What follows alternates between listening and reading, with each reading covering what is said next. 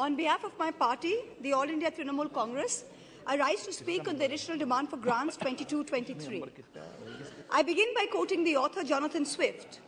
As the vilest writer has his readers, so the greatest liar has his believers.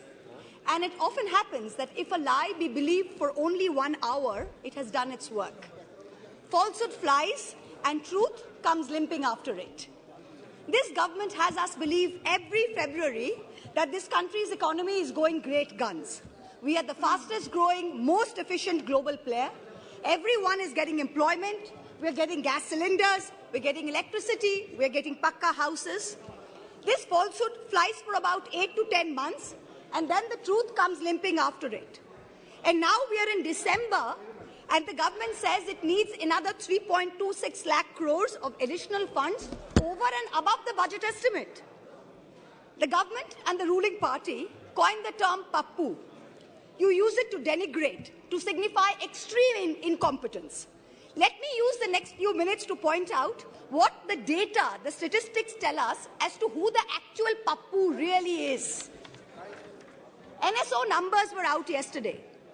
Industrial output has shrunk by 4% in October to a 26-month low.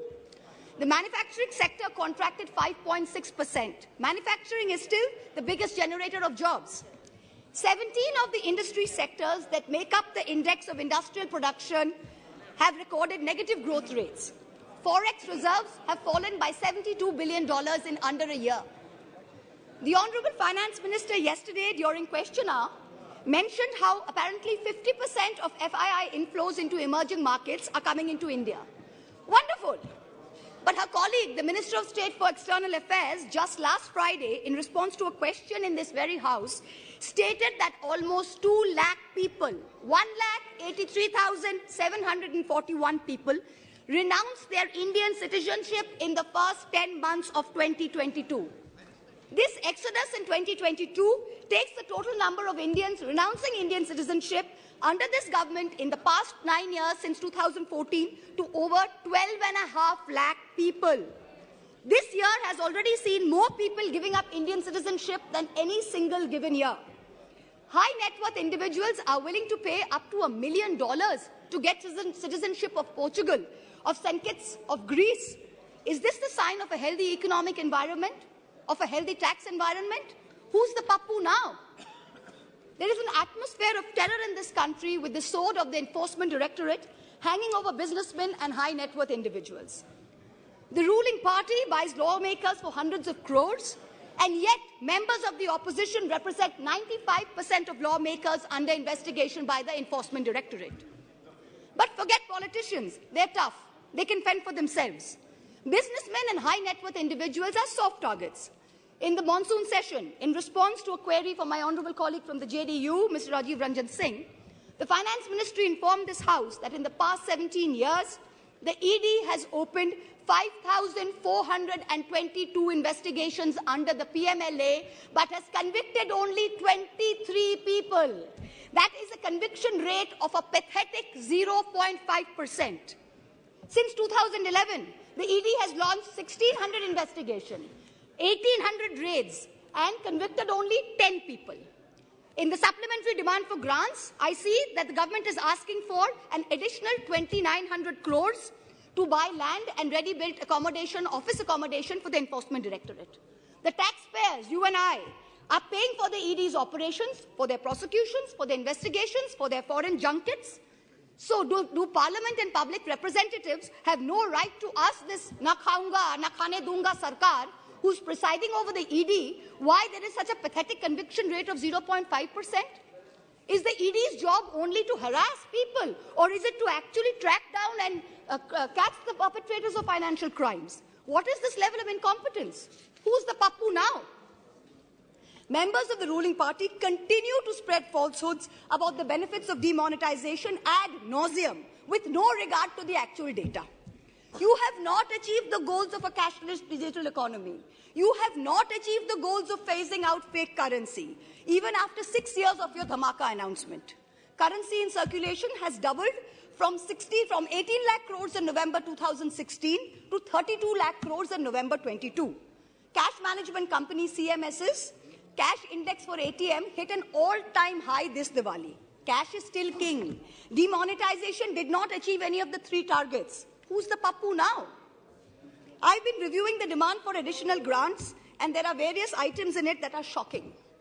From a total subsidy request of 1,09,000 crores in March, the Department of Fertilizers has asked for an equal amount in the supplementary request. Just urea alone is accounting for 86,000 crores. Phosphorus and potassium are controlled because they are nutrient-based subsidies. What is this government doing to stem the overuse of urea, which is killing the soil, killing productivity, and killing our health? What the soil needs is balanced use of fertilizers. Bengal has been promoting a balanced fertilizer blend of major fertilizers. And now we are suffering because the center is starving us of the most popular mix of NPK, which is the basal application for potato. During November 22, Bengal asked for a certain amount, and only 33% of our demand for balanced fertilizers was met by the center. Most of the urea-based subsidy is going to GAIL, because GAIL supplies the maximum gas to the fertilizer sector. When are we going to see the much-promised reform and competition in this natural gas sector? When are we going to see the promised transmission system operator, the unbundling of GAIL? Is the government hiding and protecting GAIL under the garb of providing urea subsidies to people? Nearly 2,000 crores supplementary demand is for large industry, whereas only 233 crores is for the MSME sector. But the MSME sector accounts for 90% of jobs in the industrial sector. These are very distorted priorities. About 45,000 crores demand is for Manrega and other rural employment schemes. This is far too little, far too late. The rural sector accounts for nearly 2/3 of employment in this country. Field reports suggest that only a very small fraction of rural households are getting Manrega jobs. That too, not more than 30 to 40 days instead of the assured 100 days. That too, there's a 3 to 4 week lag in wage payment simply because there is inadequate allocation of funds. There is also no supplementary demand for subsidized food delivery under PDS. There's an overall anti-poor bias in the supplementary demand for grants. BSNL is being provided, this is very interesting, BSNL is being provided a viability gap funding of 18,000 crores for rural wireline operations. Prima facie, I don't have a problem with this.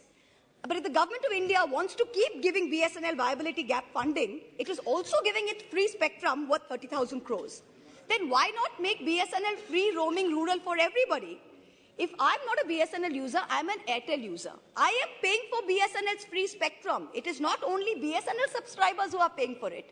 So if Airtel has poor network in a rural area, why can my phone not latch on to BSNL? Taxpayers are paying for this. Make it free for all in rural areas. The supplementary demand for grants will amount to an additional expenditure of about 4.36 lakh crores. This is going to raise the fiscal deficit above the target that you mentioned in the budget. So what is the government's additional revenue mobilization measures, especially non-tax revenue, that is going to make up the additional expenditure so we stay within the fiscal demand targets, fiscal deficit target? The Honorable Finance Minister yesterday stood in this House and she likened us, the opposition, to Videsh ka dushman. And she said, we have Jalan ka bhavna at India's growth. I stand here today to tell the Honorable Minister, wherever she may be, to tell this government, to tell this ruling party, that all of us here have given up our lives, our youth, our jibon, our jobon, as it were, to dedicate ourselves to the service of this great land, to the service of its people.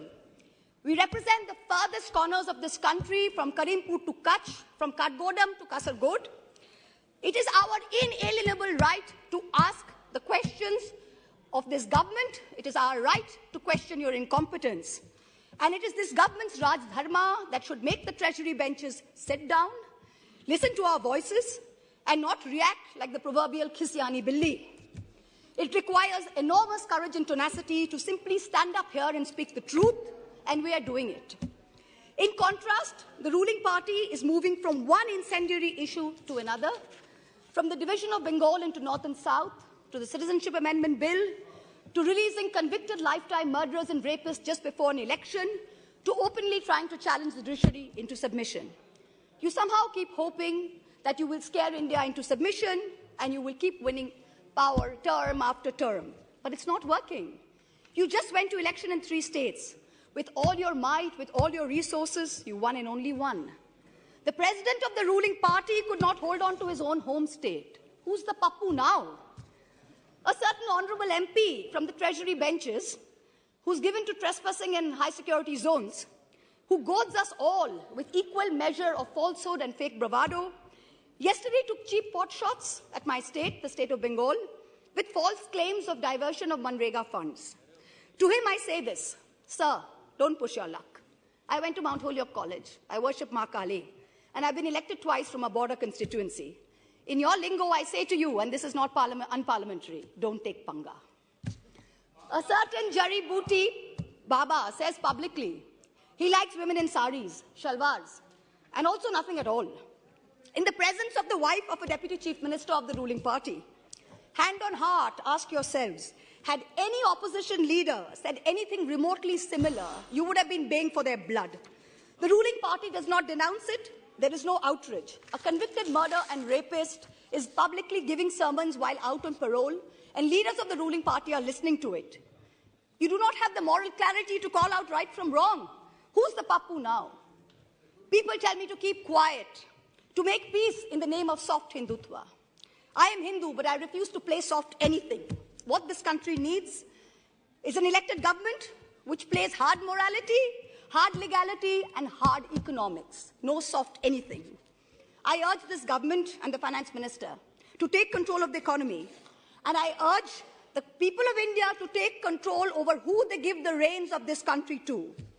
सवाल ये नहीं है कि बस्तियां किसने जलाई. सवाल यही है कि पागल के हाथ में माचिस किसने दी. This is a question that India needs to answer. Thank you very much. Jai Hind.